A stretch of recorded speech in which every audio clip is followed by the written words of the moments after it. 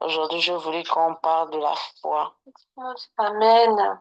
La foi, la paresse spirituelle en même temps. Parce que qui dit foi, dit parfois la paresse spirituelle, parce que le diable nous tente jour et nuit.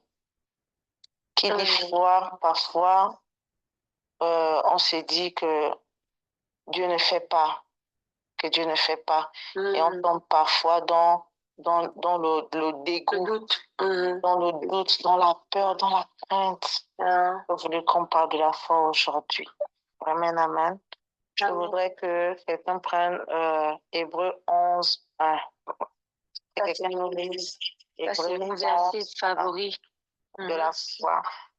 Je dis qu'on va parler de la foi et de l'appareil spirituel. Bonsoir, frère Guy. Pasteur Guy. Mbolo. Voilà. Je vais lire la parole. Ça, c'est mon verset favori même. C'est ça qui me donne la force. En Hébreux, chapitre 11, verset 1, la parole du Seigneur dit, si tout le monde y est, or, la foi est une ferme assurance des choses qu'on espère, une démonstration de celles qu'on ne voit pas. Amen. Amen. Amen. La foi est une ferme assurance des choses qu'on espère.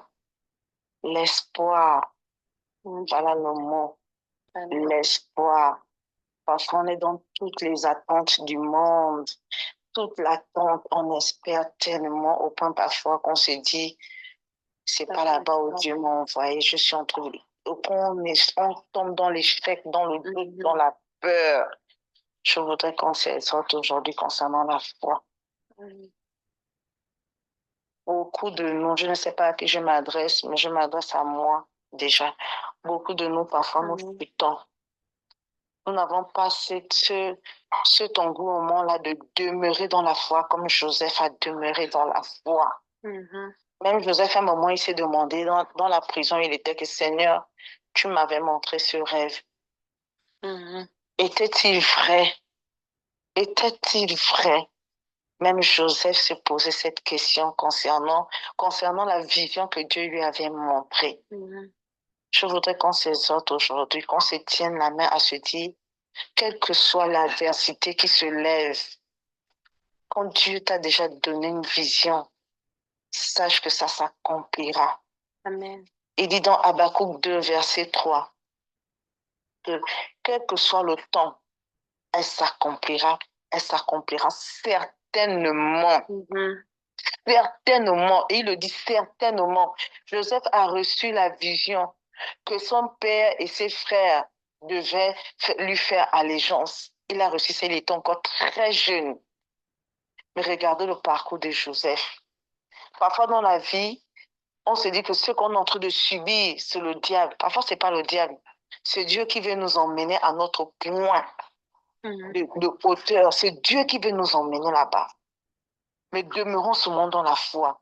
Joseph a été attaché par ses frères, jeté dans le puits, vendu comme esclave. Vendu comme un esclave. Il est rentré dans la maison de Potiphar, il a été traité de tout, de vouloir violer la femme de Potiphar. Il est allé en prison. Tout ce qu'il a vécu là, est-ce qu'il ne pouvait pas se dire que la vision qu'il avait eue était fausse?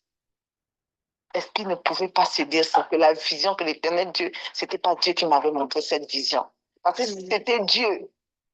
Je vous assure qu'on devait être là. Je devais être là à être déjà au sommet. Mais c'était le passage de Dieu. Parfois, nous vivons des adversités. Nous ne pensons pas seulement que c'est l'ennemi. C'est Dieu qui nous fait traverser des étapes, qui nous enseigne le travers de ces étapes-là. C'est ça la foi. C'est que quand tu vois l'adversité venir, tu dis que non. Il dit dans la parole de Dieu, il dit dans Genèse, si je ne me trompe pas, dans Genèse 23, si je ne me trompe pas, qu'aussi loin que tes yeux peuvent voir, il te sera donné. Il te sera donné. Si tes yeux, si l'Éternel Dieu t'a déjà montré la vision que tu vas arriver à tel endroit, tu as tel projet, et c'est donc moi-même qui te mets ce projet à cœur, tu vas arriver, quelle que soit l'adversité, quelles que soient les embûches que tu vas rencontrer, les vents et marées, elles sont en Dieu. Aie foi en Dieu. Mhm. Parfois, on tombe dans la paresse spirituelle. Je ne sais pas si quelqu'un peut prendre Proverbe 19 au verset 15. On tombe dans la paresse spirituelle. On se dit, ah, j'ai tellement bataillé. Ah, je ne veux plus batailler. C'était pas pour moi. Ce que le Dieu m'avait montré là, c'était pas pour moi. Parce que si c'était pour moi, le projet là ne devait pas faire en sorte que je bataille mille et mille et mille et mille fois. Quelqu'un peut prendre Proverbe 19, 15, s'il vous plaît. Oui, maman, je l'ai. Proverbe, Proverbe chapitre 19, verset 15. La parole du Seigneur dit, la paresse fait tomber dans l'assoupissement, et l'âme nonchalante éprouve la faim. Amen. L'âme nonchalante éprouve la faim. Dans l'assoupissement là, parfois quand on est tombé, quand on est dessus, quand on est dans l'échec, la fameuse échec, hein, parce que parfois c'est pas l'échec. On ne veut plus prier, on ne veut plus rencontrer Dieu, on ne veut plus méditer, on veut juste faire les petites prières du matin. Là, Seigneur, je te remercie, merci de m'avoir donné le sou de vie, protège ma journée, protège mon mari, protège ma femme, Seigneur, protège mes enfants, mes frères et sœurs, je te remets mes parents entre les mains. C'est fini, on ne médite plus. Ça, c'est la paresse. Ça, c'est la paresse. Or, la Bible dit que médite ce livre jour et nuit. Il n'a pas dit quand tout sera bien, médite-le. Et quand tout ne va pas, ne le médite pas. Non, il dit jour et nuit, médite ce livre. Car les sources de la vie sont à l'intérieur. Car les clés de tous nos problèmes sont à l'intérieur. Quelle que soit l'adversité que tu peux rencontrer, si tu médites la parole de Dieu, je t'assure, mon frère, tu auras l'éternel Dieu avec toi. Les peurs et les craintes que tu vas mettre en toi seront brisées. Seront brisées. Parce qu'au travers de la parole, quand tu médites et quand tu pries, lorsque tu pries, on est en relation avec qui? Dieu. La connexion on a avec Dieu, c'est la prière, c'est le jeûne, c'est la méditation. Mais si on ne médite plus, si on ne prie pas, si on ne jeûne pas, comment on veut aller vers des horizons nouveaux, vers des hauteurs, vers des hauteurs, on ne peut pas.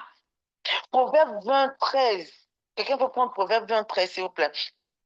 Il dit dans sa parole là-bas que Rose, s'il te plaît, tu peux lire Proverbe 20, 13. La parole dit dans Proverbe 19, 13. Non, 20, 13. 20, Oh, 20, 13, pardon. La parole dit dans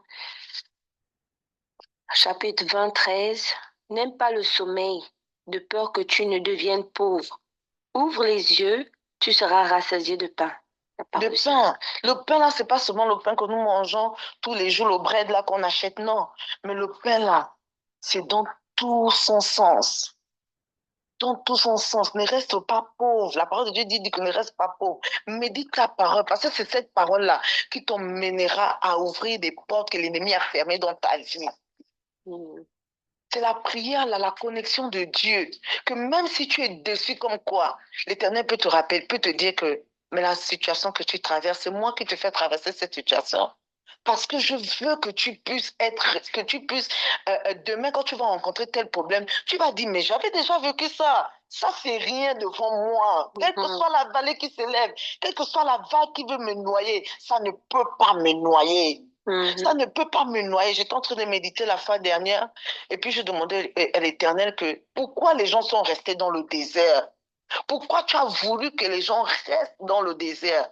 Pendant 40 ans, on a dit, si je ne me trompe pas. Ils sont restés 40 ans et il y a certains, on a dit, ceux qui murmuraient sont restés dans le désert. Et Josué est parti avec un autre peuple. L'Éternel va me dire que le mur de Jéricho, dans Josué 5, Josué 5, 13 à 15, il raconte à l'intérieur.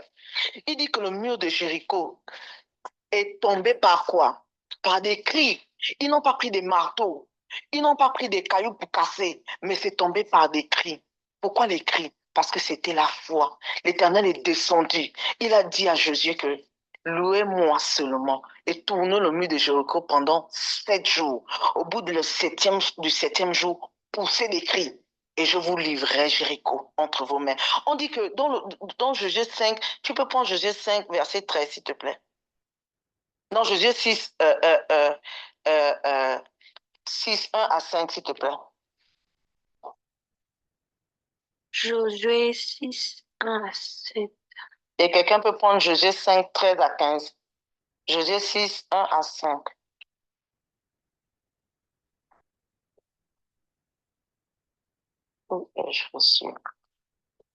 Josué, Josué. Josué quoi? Josué 6, 1 à 5, 5. 13 à 15 et Josué 6, 1 à 5. Josué 6, 1 à 5. Ok, je l'ai. La parole dit dans Josué chapitre 6, verset 1 à 5, que Jéricho était fermé et barricadé devant les enfants d'Israël. Amen. Personne ne sortait et personne n'entrait. Amen. L'Éternel dit à Josué, vois, je te livre entre tes mains Jéricho et son roi, ses vaillants soldats. Amen. Faites le tour de la ville, vous tous les hommes de guerre. Faites une fois le tour de la ville. Tu feras ainsi pendant 6 jours. 7 sacrificateurs porteront devant l'arche 7 trompettes retentissantes. Le 7e jour, vous ferez 7 fois le tour de la ville et les sacrificateurs sonneront des trompettes.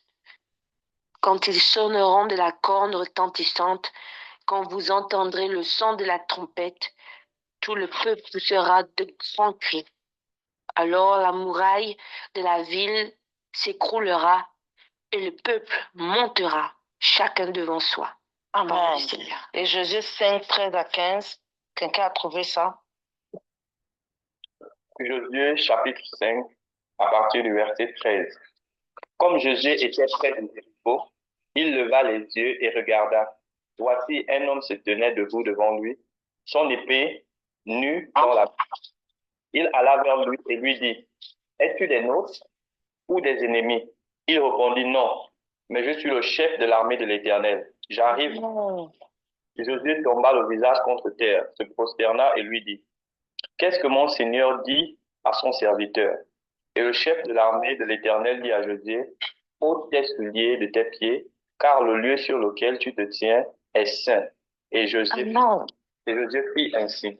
Amen. Ça veut dire que l'Éternel Dieu ne nous laisse jamais seuls, quelle que soit l'adversité. L'ange de l'Éternel était là. Josué est arrivé, lui a dit que es-tu de nôtres ou bien de nos ennemis? Il ne savait même pas qui il était. Il ne savait même pas que l'ange de l'Éternel était là avec nous, avec eux. Allons dans cette bataille-là. C'est pour dire que même dans l'adversité, dans l'invisible, Dieu est là avec nous. Il envoie toujours son ange batailler pour nous. Même quand on se retrouve au plus bas point, l'ange de Dieu est toujours là avec nous. Ayons juste la foi. Donc, quand je disais tout à l'heure que je méditais, je demandais à l'Éternel que pourquoi tu as laissé les autres dans le désert? Pourtant, ils pouvaient rentrer dans Jéricho avec les autres. L'Éternel va me dire que si les autres étaient partis avec ceux qui partaient à Jéricho là, ceux qui murmuraient allaient gaspiller la foi des autres. Parce que quand on allait leur dire que poussez juste le cri de cri et le mur va tomber, ils allaient dire que c'est depuis quand? On pousse seulement un cri et puis le mur tombe comme ça. On pousse seulement le cri et puis le mur tombe. Mais ceux qui étaient partis là, ils étaient remplis de foi. Ils étaient remplis de foi. Rien que le cri, on dit c'était barricadé. C'était barricadé. Personne n'entrait et personne ne sortait. Personne n'entrait et personne ne sortait. Mais l'Éternel a dit, pousse seulement les cris de joie. Tournez seulement 7 fois. Sonnez de la trompette et poussez les cris. Vous allez voir, le mur va tomber. Ils étaient remplis de foi. Ils n'ont pas dit que non, pourquoi on ne prend pas les marteaux pour casser? Pourquoi ceci, pourquoi cela? Non, ils ont dit, on va faire ce que l'Éternel a dit. Parfois, il faut qu'on s'accomplisse. On se met dans le plan de Dieu au lieu du plan de la chair. Ça aussi, c'est un sujet. Parfois, il faut qu'on fasse ce que Dieu nous dit, même lorsque ça semble être difficile. Ça semble être difficile pour nous, mais pas impossible pour Dieu. Mais pas impossible pour Dieu. Amen. Demeurons dans la foi. Demeurons dans la foi. Josaphat a dit que, et sachons demander à Dieu. Parce que parfois on fait des choses sans demander à Dieu. Josaphat était, tout le monde venait lui dire de tous les quatre côtés que voici les trois peuples se sont levés contre toi. Toi, un petit peuple comme toi là, ils vont t'exterminer. Tu ne pourras pas tenir. La Bible dit que Josaphat a eu peur. Mais il s'est ressaisi, il allait vers son Dieu, il a dit Seigneur. Il a rappelé à Dieu, comme dit la Bible, réveille ma mémoire. Plaidons ensemble. Dieu dit que plaidons ensemble, réveille ma mémoire. Il a rappelé à Dieu que Seigneur, n'est-ce pas toi qui avais fait sortir le peuple d'Israël, d'Égypte? N'est-ce pas toi, n'est-ce pas toi, n'est-ce pas toi, n'est-ce pas toi? Il a dit, n'est-ce pas toi, Seigneur? Donc c'est maintenant que tu vas venir nous faire honte et Dieu va se révéler dans la bouche de plusieurs personnes autour d'eux. À plus de 5 personnes, tu lui dis, Josaphat, louez-moi seulement. Partez en guerre, mais louez-moi seulement. Ils pouvaient voir ça comme de la folie. Eux, ils pouvaient voir ça comme de la folie. Que on part en guerre, on va seulement louer Dieu. Et puis Dieu va nous sauver comme ça. Mais on va nous tuer. Non, ils ont mis la foi devant eux. Ils ont dit, on y va. Dieu a dit qu'on parte et on le loue seulement.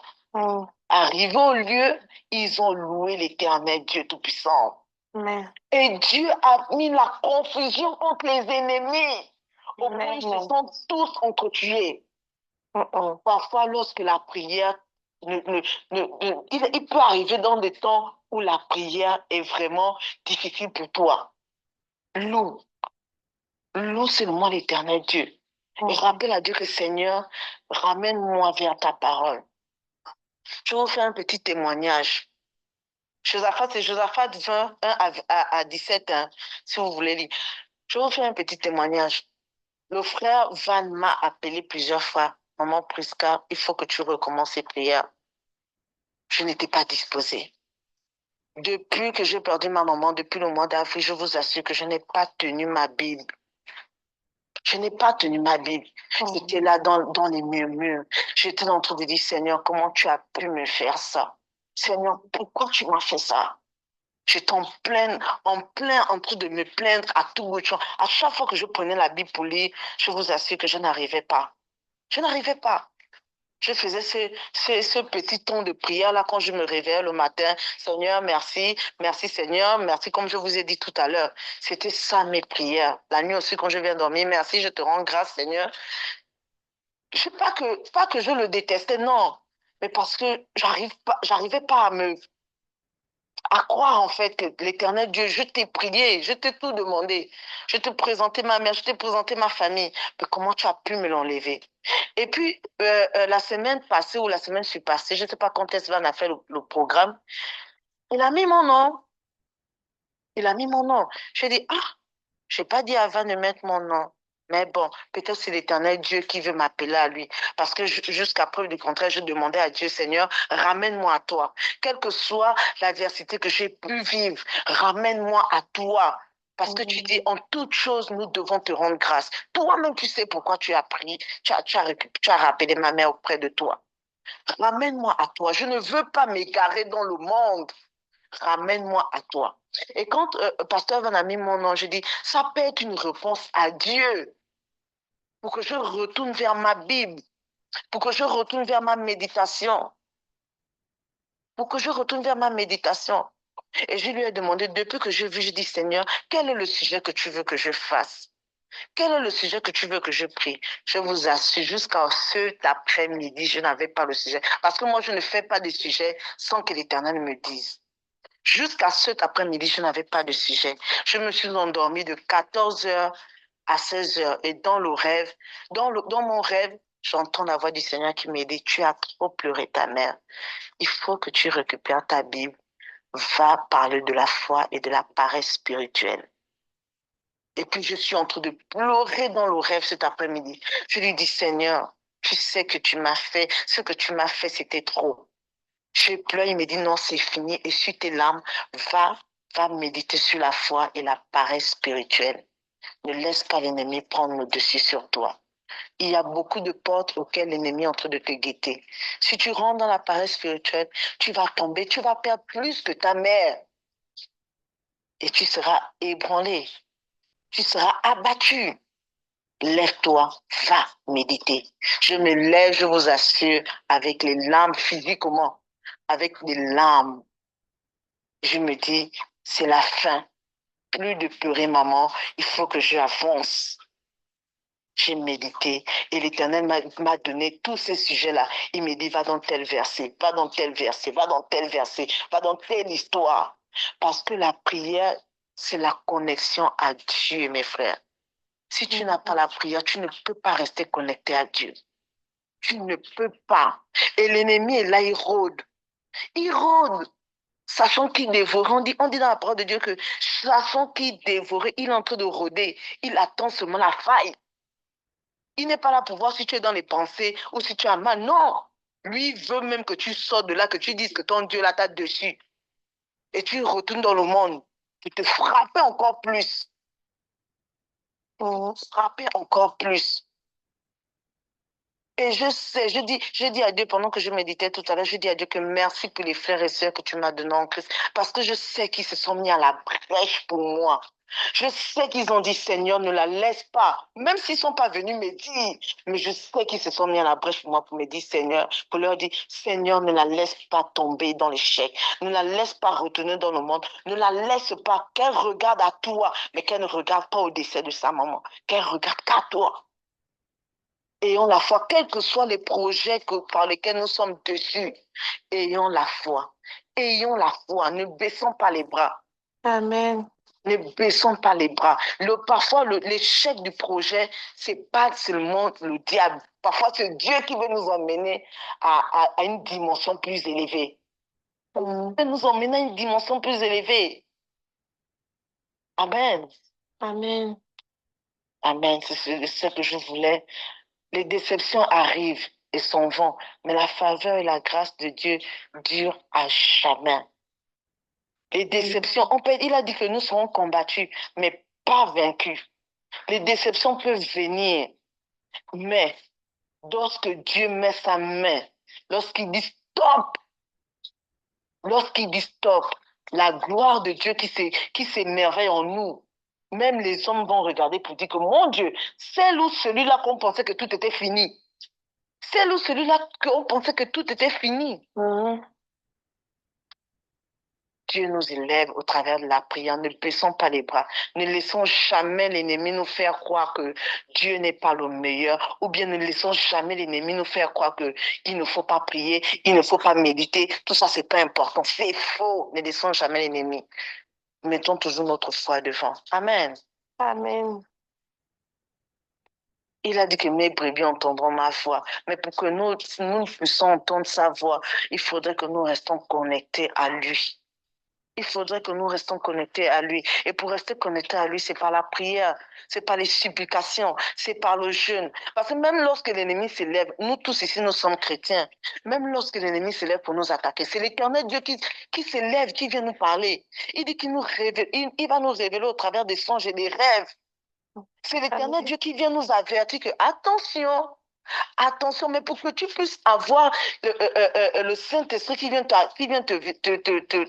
comment on appelle ça, t'avertir, il faut que tu demeures dans la prière. Il faut que ton endroit soit saint. Il faut que ton cœur toi-même soit saint. Il faut qu'il soit saint. Il faut qu'il n'y ait pas de blocage pour qu'il puisse venir t'avertir. Il faut qu'il puisse venir complètement par ta prière. Parce que la prière, c'est la porte ouverte qu'on ouvre à l'Éternel Dieu, qu'on ouvre au Saint-Esprit, qu'on lui demande de rentrer dans nos vies. C'est par la prière. Mais si on ne fait pas ça, comment on veut être averti que l'ennemi s'est déjà levé pour venir nous attaquer? Comment on veut être averti? Comment on veut savoir que l'Éternel Dieu nous a envoyé même déjà la solution?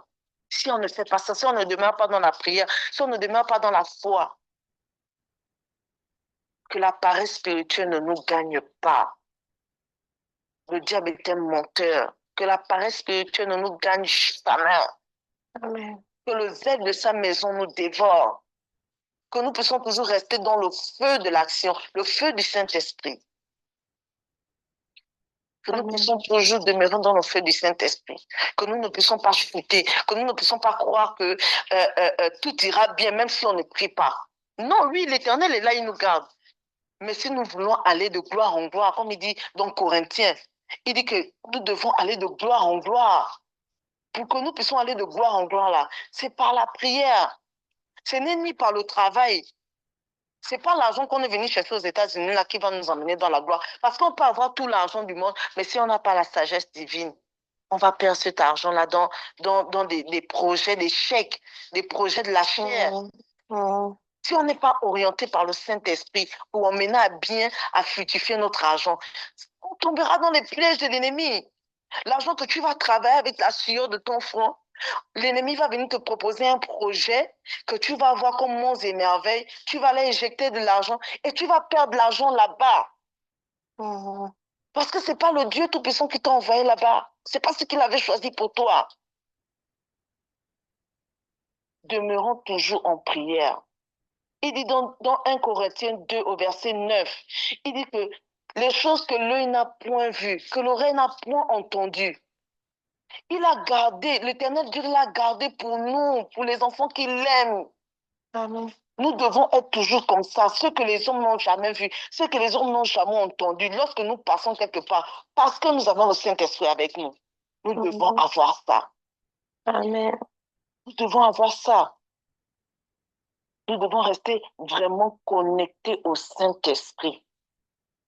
Nous devons rester connectés au Saint-Esprit et nous devons prier pour chacun de nous. Nous devons prier pour nos conjoints et nos conjoints. Nous devons prier pour nos frères et sœurs. Parce que lorsque le conjoint ou la conjointe est attaqué, je vous assure, mes frères, mes sœurs, c'est difficile. Ça peut nous emmener aussi à la paresse spirituelle. Ça peut nous emmener à la paresse spirituelle. Nous devons rester à la brèche pour les autres. Je rends gloire à Dieu pour vous d'avoir prié pour moi. Je lui dis merci Seigneur. Tu ne m'as pas abandonné. Amen. Tu as mis dans les cœurs de mes frères et sœurs qui prié pour moi. Je te rends grâce, je te bénis Seigneur. Et je lui disais tout le temps, Seigneur, j'ai besoin de revenir à toi. J'ai besoin d'être connecté à toi. Je ne peux pas, je sais d'où je sors. Et je ne veux pas retourner là-bas. Là-bas, si hier était meilleur, comme on dit, si hier était meilleur, j'allais rester dans hier. J'allais rester dans hier. Hier était meilleur pour nous. Lorsqu'on était dans le monde, avant d'être sauvé, avant d'accepter le Seigneur Jésus en tant que Seigneur et Sauveur, ça n'a jamais été meilleur pour nous. Ne nous détrompons pas. Demeurons dans la foi. Demeurons dans la foi. Amen. Amen. Amen.